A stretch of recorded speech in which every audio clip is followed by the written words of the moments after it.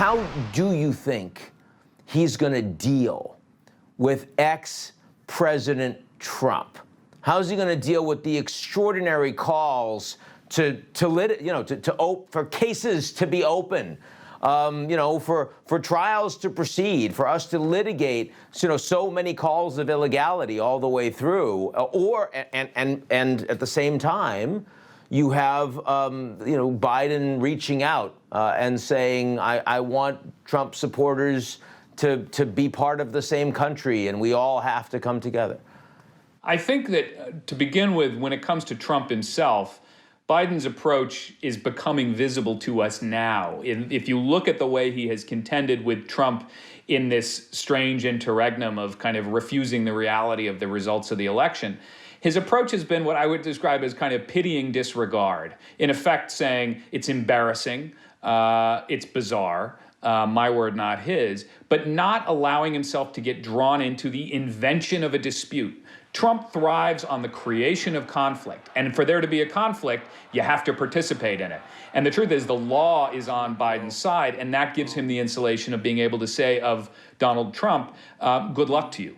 Now, I think the reality is that in the world that Biden will be dealing with, there's going to be a pretty heavy demand for some kind of reckoning, some kind of accountability with this process.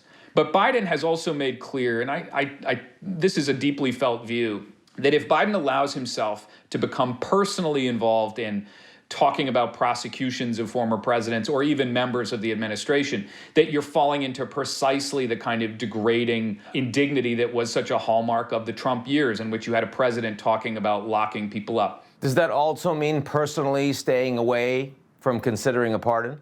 I would be surprised if he pardons Donald Trump. I don't think that's in the cards. What about Mr. McConnell? What about a country that is so incredibly divided, that is likely to still have a Republican Senate, though we won't know that until early January? Joe Biden certainly knows Senate and knows McConnell better than almost any other living politician.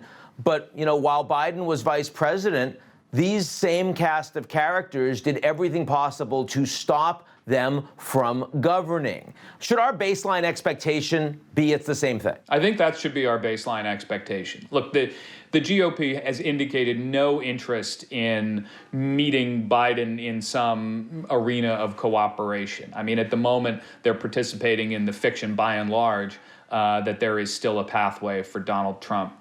But I think if you get past the theater for a second, you see that there is something deeply different in the relationship that Biden has with McConnell that Obama never had with McConnell. Some folks still don't think I spend enough time with Congress. Why don't you get a drink with Mitch McConnell, they ask. Really? Why don't you get a drink with Mitch McConnell? I don't want to disregard completely the fact, for instance, Mitch McConnell was the only Republican senator who showed up at the funeral for Beau Biden in 2015. I remember that, absolutely. Mitch McConnell once called Joe Biden's office in the West Wing, got Biden on the phone, and said, is there anybody over there who knows how to make a deal? And these two guys then got into a negotiation. They ended up coming up with the deal to avert the fiscal cliff, a deal that was unpopular, I should point out, with a lot of Democrats. But the point was that they did find some basis for at least a negotiation and ultimately a deal. Those kinds of connections, that background to the relationship is at the core of Biden's governing philosophy. How do you think he's going to deal with the fact that he's going to put a nationwide mask mandate in place and a whole bunch of governors in the worst hit states are going to say no mas? How does he deal with the fact that in the biggest crisis of our lifetimes, and he said the president doesn't have a plan, but the reality is the president doesn't have all that much power? How does he deal with that? I think he's relying on what would be described as the reality-based community. That's the term that we remember from the Bush administration that was used with contempt. And what the COVID epidemic has shown us is there is only so far that you can try to outrun the facts, the cold, hard, blunt reality of science. And at a certain point, it comes back and it kills people in your state. And if there are governors who are going to continue to reject the basic legitimacy of masks At a certain point, there's only so much Joe Biden can do. He can give them the science. He can empower his federal resources to make smart, impartial, apolitical decisions. But if people are incapable of following them, that's the limits of his power, and he'll move on, and he'll talk to the people who are willing to be saved.